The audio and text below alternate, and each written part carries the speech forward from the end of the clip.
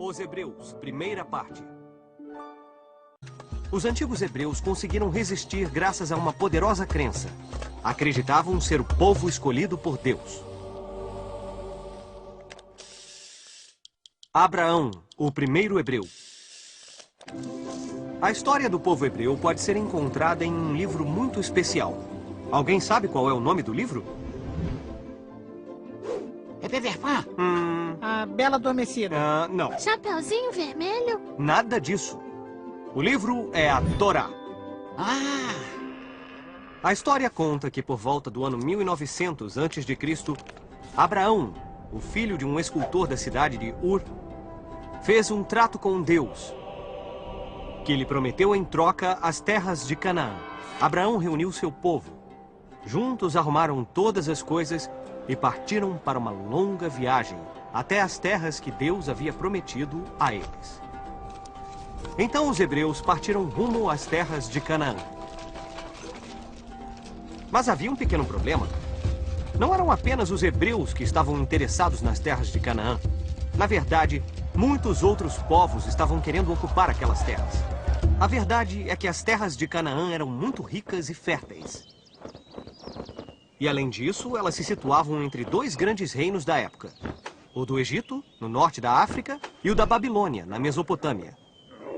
Esses reinos poderosíssimos estavam lutando por esse território, porque inúmeras rotas de comércio passavam por lá. Mas essa terra era muito mais do que apenas uma zona fértil para os hebreus. Era a Terra Prometida. De fato, o pacto que Abraão havia feito com Deus envolvia uma outra coisa. Abraão e seu povo tiveram de renunciar a todas as religiões que adoravam muitos deuses e tiveram que aceitar a existência de um único Deus, o Criador de todas as coisas. Os patriarcas. Eu, Abraão, sou o líder do meu povo. Isso faz de mim o primeiro. O patriarca é o homem-chefe de uma família.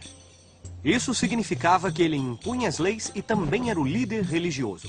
O patriarca era o líder de sua esposa, filhos e também dos filhos de famílias bastante próximas. Quando o patriarca morria, o filho mais velho do sexo masculino se tornava o novo patriarca e assim por diante. O filho mais velho de Abraão era Isaac. E o filho de Isaac era Jacó. Jacó tornou-se famoso porque teve 12 filhos, e cada um deles se tornou o patriarca de sua própria tribo. Essas foram as 12 tribos de origem da nação de Israel. Atualmente, diz-se que o povo de Israel é descendente dessas tribos. O cativeiro no Egito. Então, vamos voltar a Jacó e seus 12 filhos. Os bisnetos do grande Abraão. Um dos filhos de Jacó, José, tinha um dom especial. Ele sonhava com o futuro. Um dia, José contou a seus irmãos um de seus sonhos. Nesse sonho, seus irmãos o elogiavam e curvavam-se diante dele.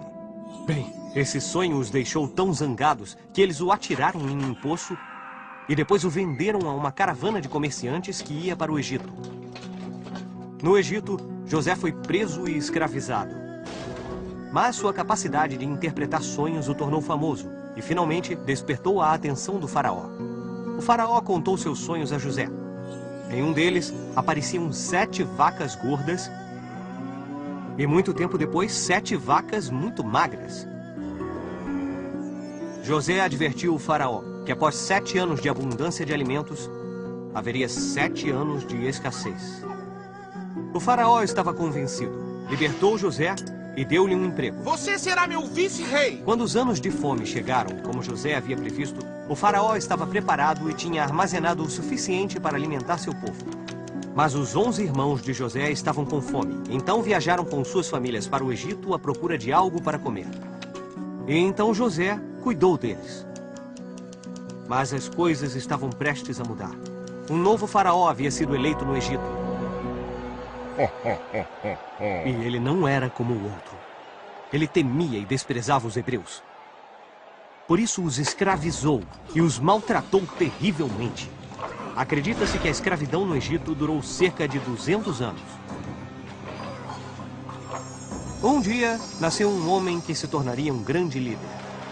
Um verdadeiro herói. Esse homem se chamava Moisés.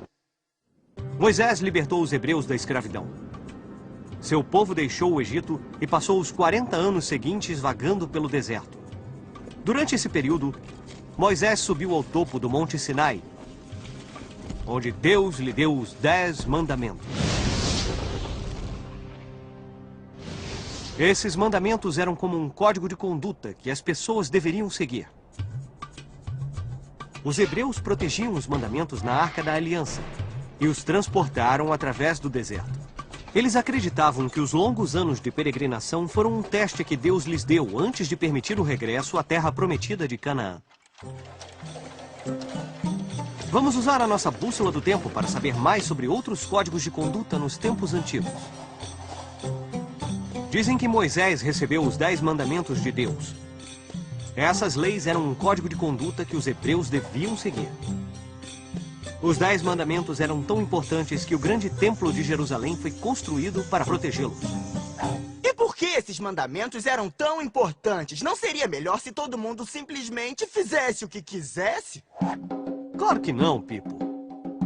Imagine se todo mundo só fizesse o que quisesse. As pessoas poderiam roubar, mentir, ou mesmo matar sem serem julgadas pelas outras. Ah! Então, antes de Moisés, todos basicamente lutavam uns contra os outros. E só a pessoa mais forte é que podia fazer as regras? Mais ou menos. Todos os povos têm regras para determinar como as pessoas têm que se comportar em sociedade. Mas às vezes elas podem mudar, dependendo dos caprichos dos mais poderosos. Depois de muitos anos vagando, os antigos hebreus finalmente retornaram à sua terra. E assim começou um período magnífico de sua civilização.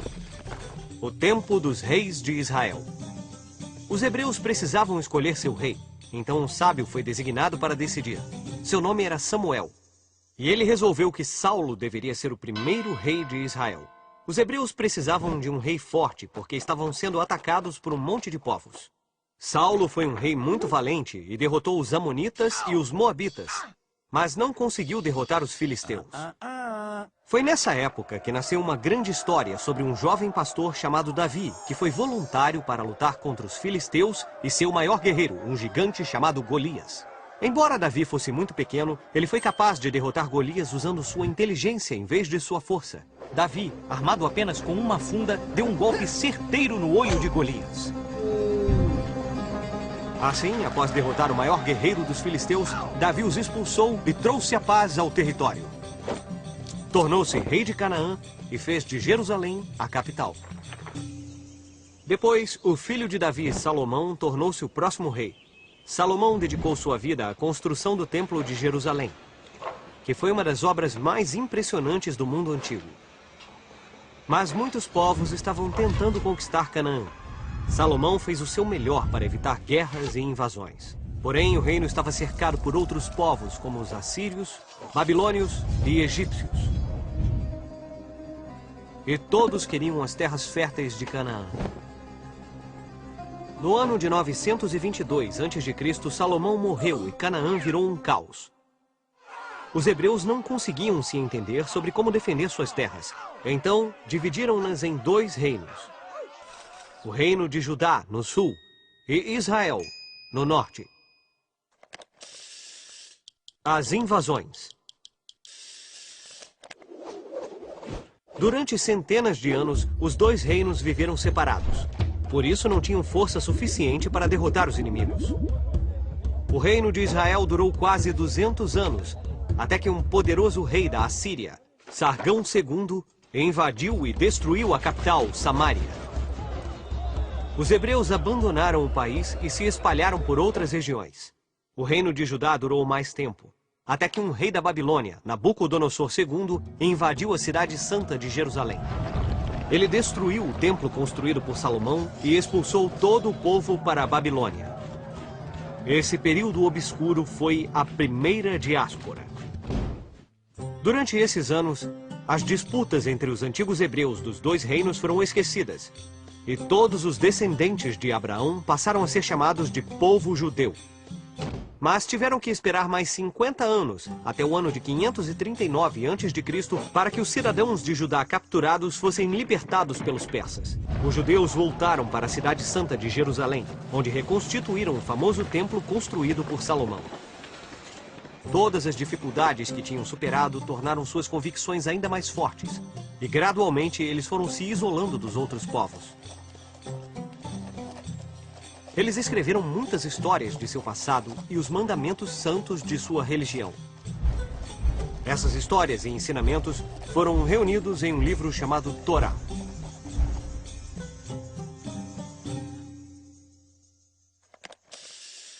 A Grande Diáspora. Os judeus viviam em paz. Por mais de 200 anos, eles se dedicaram a consolidar sua religião, sua cultura e seu modo de vida. Mas novos invasores logo entraram em cena. Primeiro chegaram os gregos, sob as ordens de Alexandre o Grande, e mais tarde os romanos, que conquistaram Canaã e anexaram essas terras a seu império. Embora fosse um povo pacífico, os judeus sofreram tanto com os romanos que acabaram se rebelando. No século I depois de Cristo, eles organizaram uma revolta e lutaram contra as legiões romanas. Mesmo lutando com persistência e coragem enquanto puderam, o exército romano era muito poderoso. E ao fim de 2 anos, a cidade de Jerusalém sucumbiu. O imperador de Roma, Tito, ordenou que o Templo de Salomão fosse destruído pela segunda vez e queimou toda Jerusalém.